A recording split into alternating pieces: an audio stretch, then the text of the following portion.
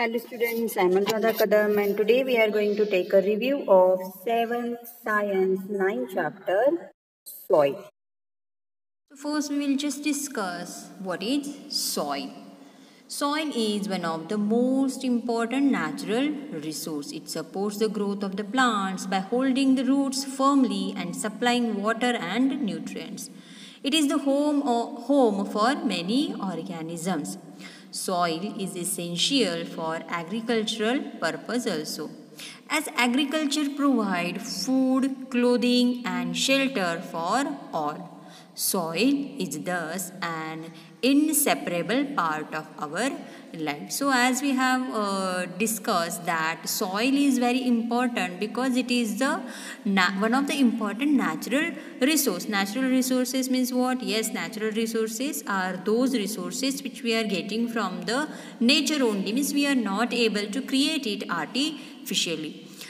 The what is means why the soil is required, means as we are dependent on the plants and plants are able to grow in the soil only, as the roots are holding the soil, and through the soil only they are getting the water as well as minerals, and then they are able to prepare the food.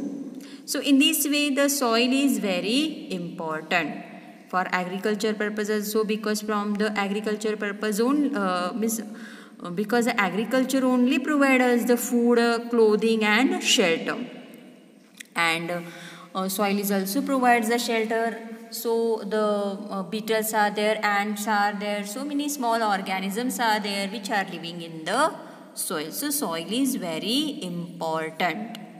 Now we will see the layer of the soil. So here you are able to see the different layers of the soil.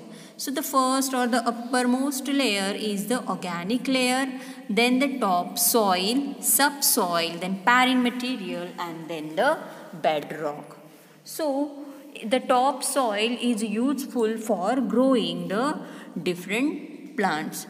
Now see, whatever the small plants are there, they are holding this top soil only, but the big plants or the big trees are there, they penetrate deep and deep in the layer of the soil. So the first topsoil is actually the important part of the layer for growing the plants. Okay, now see below that, and this yes, this topsoil is very, what we can say, very means rich in the humus. Humus means, humus is the dead and decaying organic matter. So the topsoil is very rich in the humus. Just below the topsoil there is the subsoil. So this subsoil is very enriched in the minerals. So as you are able to see here, the roots are penetrated from up, means it is coming from the topsoil, and from the subsoil it just enter in the parental material. So in this way the roots are getting all the nutrients as well as the minerals also. Just below it, parental material means from the bedrock, whatever what we can say, the small rocks forms. Okay, so these are in the portion of this parental material, and that bedrock is the last layer, or the what we can say, it is the hard layer of the soil. And yes, it is very big rock, means very big rocks are there, and actually it is very difficult to dig. Now soil profile. So in the soil profile, a vertical section through a different layer of the soil is called as a soil profile. Each layer is differs in the feel, in the color, in the depth and chemical composition. These different layers are known as the horizons. Horizon means what? Yes, the uppermost horizon means we are going to discuss the different horizons. So now the different horizons, the uppermost horizon is generally dark in color as it is rich in humus and minerals. The humus makes the soil fertile and provides nutrient to growing plant. This layer is generally soft, porous and can retain more water. This it is called the topsoil or the A horizon also. So next horizon is a lesser amount of humus but more of the minerals, and the compact layer is generally harder and more compact, and it's called B horizon or the middle layer. The third layer is the C horizon, which is made of the small lump of the rocks with the cracks and crevices. Okay, and below this there is a layer of the bedrock which is hard and difficult to dig with the spade. Now, parts of the soil. So as you know, withering of the rocks produces small particles of various materials. These includes sand and clay, depends upon the rock from which the particles were formed. That is the present rock. The mixture of the rock particle and humus is called soil. Okay, soil means what? The mixture of rock particles as well as humus is called soil. So living organisms such as bacteria, plant roots and earthworm are also very important for the part of the soil. Now we will see the withering process. Now the soil is formed by breaking down of rock by the action of wind, water and climate. This process is known as withering. Here you are able to see how the soil is made. Here just see the parental material, means the big rock is present, and because of the wind, rainfall and the heat and the cold climate, means as you are aware there is a three different seasons are there, means rainy season, then summer season, rainy season and winter season. So in summer season what happen, the rocks is acquiring more heat, or they are absorbing the more heat. In winter season what happen, in summer season they are getting more heat. In rainy season, as the rainy season means as you are aware that when any substance is very hot and if we are putting the water, so what happen? Yes, there means in the rock there is a small cracks are there, and in the cracks also that water is going. Okay, and the water has no any outlet to come out. It is there at the same place in the crack only. Then summer season over, then rainy season over. Now there is a winter season. As you are aware, water expand after cooling. So this experiment also you can do with the help of a water bottle. Just take any Bisleri bottle and feel and pack it tightly and keep in the deep freezer. So after that you are getting in the next day, if a whole night you are keeping it, and in the next day if you are going to see it, you are able to see the difference in the water bottle size. So why it happened? Because the water inside the bottle it expands. Okay, so like this what happened, whenever the whatever water is there in the cracks in the winter season, it will get frozen, or it will just expand, and by which what happened, the cracks are enlarged, and at a certain time, after certain time, or that what we can say, there is a part of the one rock means in the two rocks, means it get divided into the two parts. So this is the process is known as withering, and this is continuous till it is get converted into the fine particle. Yes, for this process the law, or we can say so many years are required. It is not like that in the one only this summer, winter and rainy season it is going to happen. It is a very small process, so it is very important natural resource, because for the formation of the soil it requires thousands of years. So we have to take climatic factors as well as the component of soil determine the way the various types of the vegetation crops that might grow in any region. Now just see the making of pot. So which type of soil will prefer for making pot? So pottery is made by forming a clay body into the object of the required shape and heating them to the high temperature in the kiln, which removes all the water from the clay.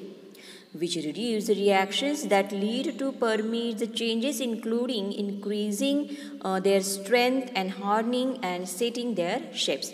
A clay body can be decorated before or after frying. But prior to some shaping process, clay must be prepared. That kneading helps the ensure an even moisture contained throughout the body. Air trapped within the clay body needed to be removed. This is called re-airing and can be accomplished by a machine called as a vacuum or manually by wedging. Once the clay body has been kneaded and de-aired, it's shaped by a variety of techniques. After shaping, it is dried and then fried. Now the most important problem which we are suffering nowadays, it is the soil erosion. But what is mean by soil erosion? So the erosion is the process by which soil and rocks are removed from the earth's surface by exogenetic process such as the wind or water flow, and then transported and deposited in the other locations.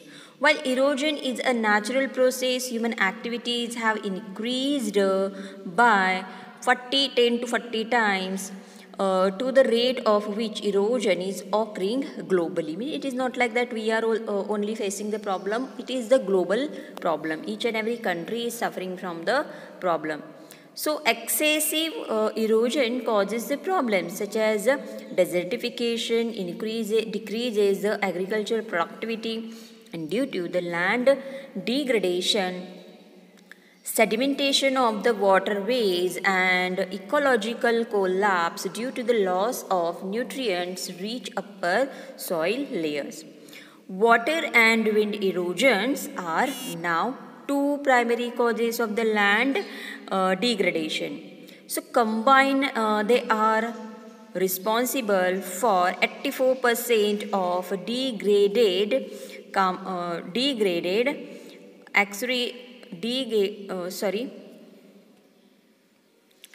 So they are responsible for 80% of the degraded acreage, making excessive erosion one of the most significant global environmental problem. Yes, this is a very big environmental problem. Now, how can or how could we prevent the soil erosion? So, plant grass and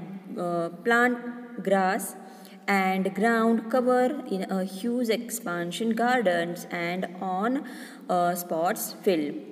Never leave the embankment or the sloped gardens bare and exposed.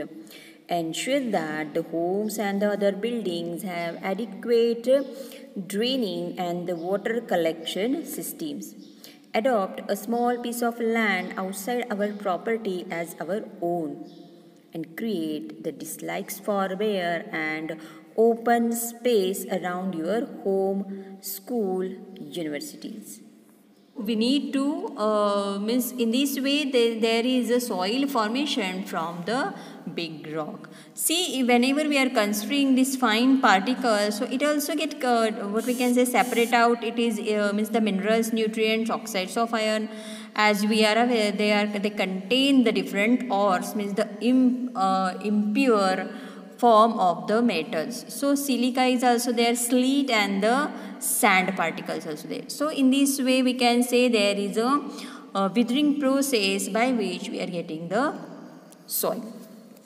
Now types of soil. The soil is classified on the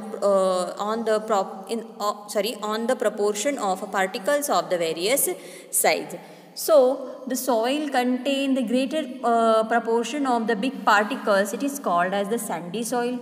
It is the proportion of if the proportion of the fine particles is relatively higher than it is called as clay soil, and the amount of large and fine particle is about the same, then it is called as loamy soil.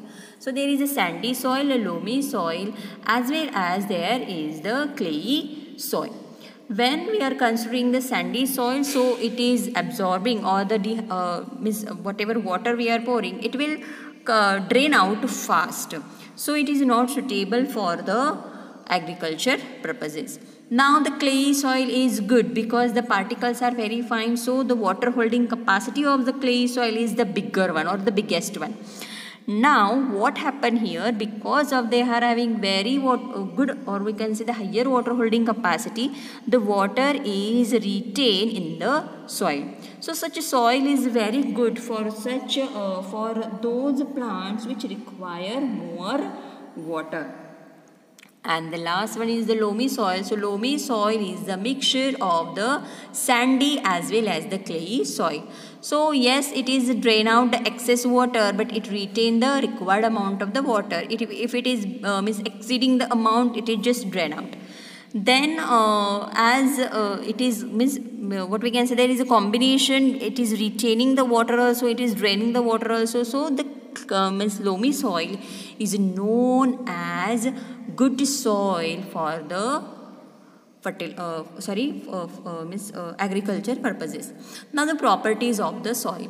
So whenever we are considering the properties of the soil, so percolation rate properties are the percolation, we have to consider absorption, then there is a moisture. Okay, so these are some properties. So first we will see the percolation rate of the percolation rate of water in the soil. So for to calculate the percolation rate, we have to consider the amount of water divided by percolation time. Now moisture in the soil. So soil moisture is difficult to define because it means different things in the different discipline. For example, a farmer's concept of the soil moisture is different from that of the water resource manager and a weather forecaster. Generally, however, the soil moisture is water what is held in the space between the soil particles. Yes, soil types are dependent on the different kinds of crops. So different types of soils are having the different in India there is a different types of these soil. So different types of soils are found in different parts of India. In some parts where there is a clay soil, in some part there is a loamy soil, while in some other part there is a sandy soil. So soil is affected by the wind, rainfall, temperature, light, humidity, and these are some important climatic factors actually which affects the soil profile and bring the change in the soil structure and